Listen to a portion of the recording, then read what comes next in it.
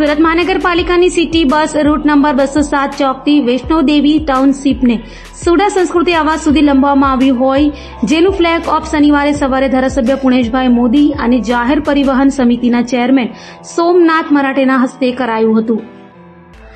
સુરત મહાનગરપાલિકા દ્વારા શહેરીજનોને ટ્રાન્સપોર્ટેશનમાં સુવિધા મળે તે માટે સિટી બસ અને બીઆરટીએસ બસ સેવા શરૂ કરાઈ છે, જેનો હવે રૂટ પણ વધારી રહ્યો છે। ત્યારે સુરત મનપા સંચાલિત સિટી બસ રૂટ નંબર 207 જે ચોકથી વૈષ્ણોદેવી ટાઉનશીપ સુધી દોડે છે, તેને સુડા સંસ્કૃતિ આવાસ સુધી લંબાવવામાં આવી છે, જેનું શનિવાર 17મી મેના રોજ ધારાસભ્ય પુણેશભાઈ મોદી તથા જાહેર પરિવહન સમિતિના ચેરમેન સોમનાથ મરાઠેના હસ્તે ફ્લેગ ઓફ કરાયું હતું। તો આ સમયે અનેક મહાનુભાવો સહિતનાઓ હાજર રહ્યા હતા।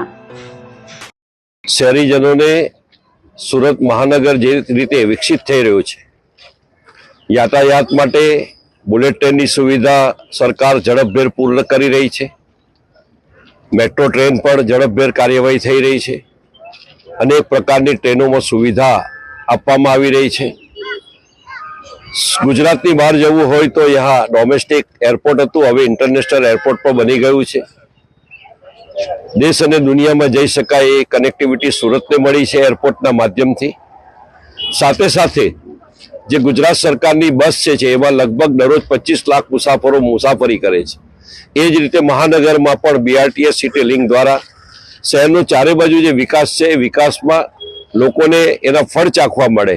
એક સામાન્ય પરિવાર, ગરીબ પરિવાર આવાસમાં રહેતું હોય ત્યારે એના ઘર આંગણેથી બસ ઉપડે તો એને સુરતના કોઈ પણ ખૂણે ઝડપભેર જઈ શકે એના માટેની આજની સુવિધા સુરત મહાનગરે ઉપલબ્ધ કરી છે। ત્યારે આ બીઆરટીએસના ચેરમેન શ્રી સોમનાથભાઈ મરાઠે એમણે ખૂબ ઝડપભેર નિર્ણય લીધો, ખૂબ ઝડપથી આ કાર્યવાહી કરી। એમને ખૂબ ખૂબ અભિનંદન પાઠવું છું, એમના કામને બિરદાવું છું। અને ઝડપથી આપ જોઈ શકો છો કે આજે એક બસનો શુભારંભ થયો છે। આ નવા વિસ્તારને મહાનગરોમાં એકબીજા વિસ્તારને જોડતું આ બસ એ આપણે સૌને એક ટાટરે બાંધવાનો પ્રયત્ન થઈ રહ્યો છે, ત્યારે આપ સર્વેને અભિનંદન પાઠવું છું।